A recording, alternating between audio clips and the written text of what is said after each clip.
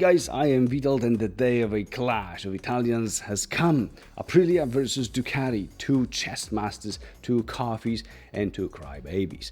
Which one is better and which one will suit you more? Let's find out in this head-to-head comparison video that I am dividing into separate segments so that you may decide which aspects are more important to you.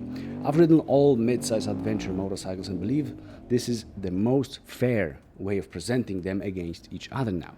There is no better bike, just one that you will like more and the one that you will enjoy less. In the end, I'll sum it up and also tell you which bike out of these two I would choose myself. Let's hit the gas and start off with the engine and performance. Oh boy. The Tuareg walks in with a 659 cubic centimeter parallel twin, hopeful and smiling like a kid about to kick a ball, right before slipping and face planting. It's got 80 horsepower and 70 newton-meters of torque, which looked good on paper until you twist the throttle and realize the engine has commitment issues. It starts strong, it really does, but the moment you demand more, it just gives up like a student during finals week. Long gearing makes acceleration feel like you are towing an IKEA shelf, and while the engine heat's manageable, the transmission vibe is more like meh, rather than whoa. Then the DesertX enters the room with a 937 cubic centimeter V2 engine like it owns the place. With 110 horsepower and 92 newton-meters of torque, the bike actually understands what go means. Acceleration is quick, clean and battery smooth most of the time, because below 4,000 RPM things get a bit shaky, I mean literally. And after a cold start, it acts like a hangover Italian uncle. It stumbles a bit, it grumbles, then eventually pulls itself together after a few minutes. But before that, it's weird.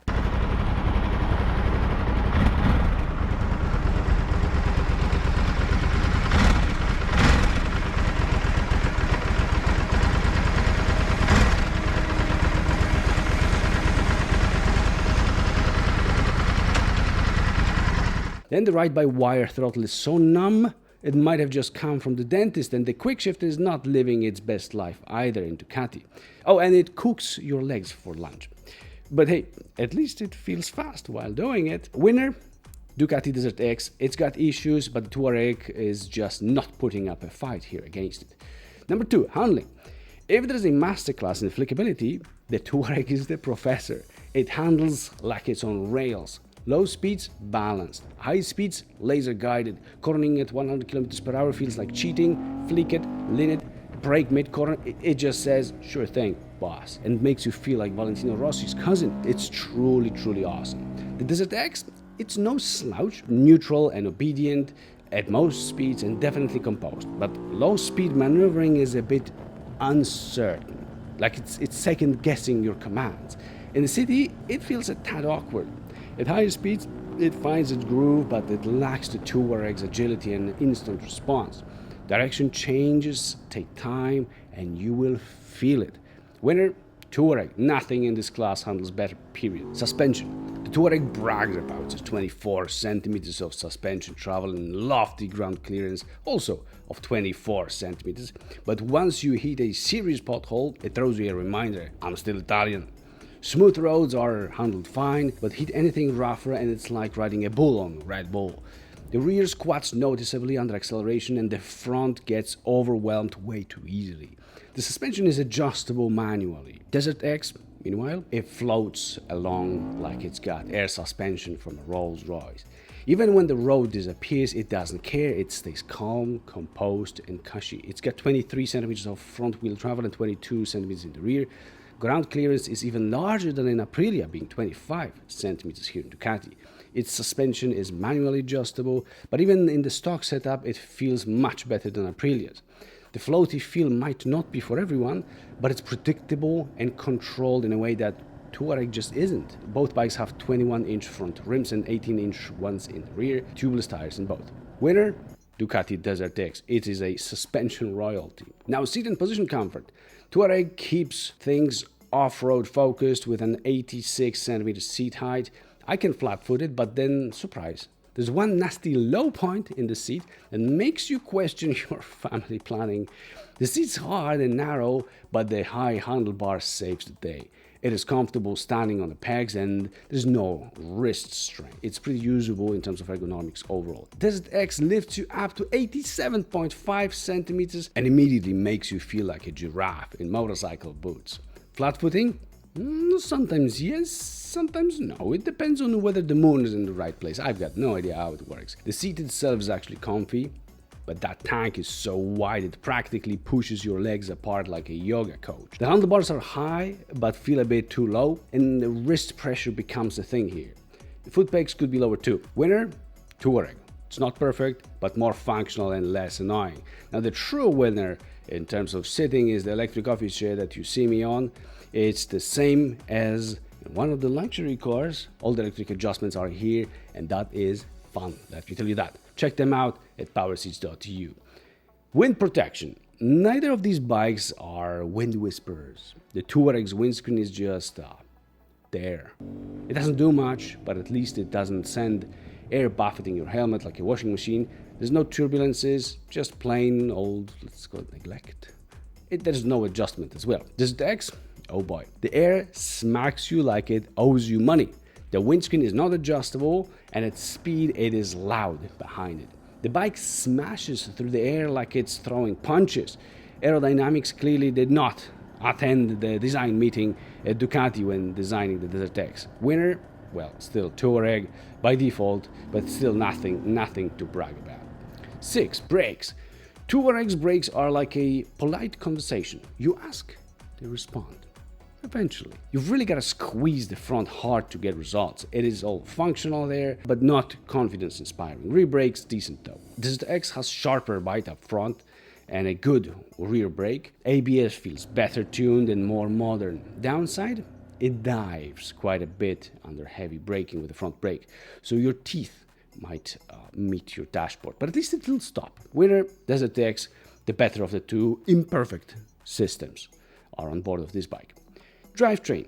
Chain drives on both, so move along, nothing to see here. It's a tie. Fuel tank. Tuareg's 18-liter tank is decent, but whoever designed the cap clearly wanted to start a prank channel. It spins for fun, it needs a key, and then it forces you to remove and babysit it. DesertX, 21 liters of fuel holding goodness. No frills, it just works. Less drama, more distance covered faster. Winner, obviously DesertX, more range, less stupidity. Weight. Tuareg comes in at 204 kilograms with fuel, which is impressively light. It is nimble, it is easy to move, and it carries its weight well. It's a real featherweight in the middleweight class. DesertX though, 233 kilograms width and tall. That high center of gravity makes it a bit of a struggle when moving around. Once riding, it is fine, but parking a lot dances, not so fun. Winner, Tuareg. It's light and lively. Tech. Tuareg has the basics. It's got riding modes, traction control, ABS, cruise control, heated grips, and an optional quick shifter. But the fuel gauge is a joke. I mean, only 4 bars, come on, man. And there is no keyless anything, there's no tire pressure monitoring system, and no rear rack, unless you buy one afterwards. DesertX brings more riding modes and cornering ABS to the party. Otherwise, as well, heated grips and cruise control, but no keyless or tire pressure monitoring system either. The display is nice if you can read it. Font is tiny and menus are deep enough to get lost in. It is not super user-friendly. Winner? I'd say it's a tie. There might be a same score, but different problems. Let's move to the sound. Tuareg's engine sound is fine.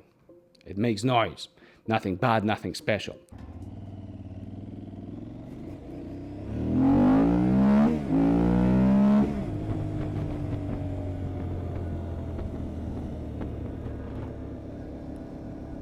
DesertX is a V2, so expectations were high, but what we get is a muted, slightly clanky whisper. Not very cool.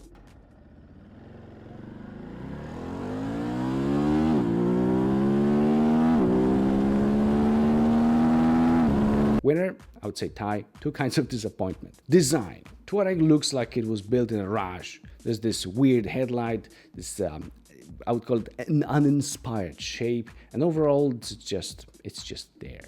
It doesn't turn heads unless you crash it. DesertX is a whole different beast. It looks retro, futuristic, Dakar ready, and just plain badass. The headlights got attitude, the paint is gorgeous, and it has serious road presence. It's the G-Wagon of motorcycles, except cheaper and with maybe better fuel economy. Winner? DesertX. It wins the catwalk. Price and value for money, 45% more for Ducati DesertX than for Aprilia Tuareg. Seriously, because of what? Larger engine displacement and comfier suspension? Cool looks, I get it, but that's like 20 euros more per 1 cubic centimeter, at least on my market. That's a ridiculous price tag of Ducati. Aprilia has to win this one, as you could get another small bike for the price difference between these two. And the last category, the X Factor. For Tuareg, there is its awesome handling.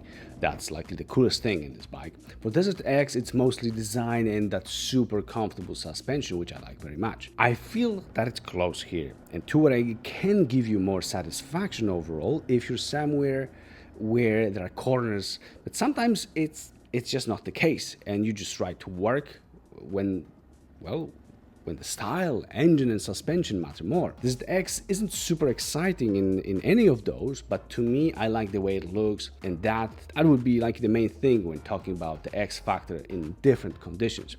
I would pick it as a more exciting bike out of these two. So that's our winner here. So which one wins where in summary? Aprilia scores in handling, seat and position comfort, wind protection, weight, price and value for money. Ducati wins in engine and performance, suspension, brakes, fuel tank, design, and X Factor. So if you want a lightweight, easy handling bike that does fine off-road and lets you ride standing up like a desert pirate, the Tuareg 660 might be your better pick. Just don't ask it to thrill you on the highway or soak up big bumps.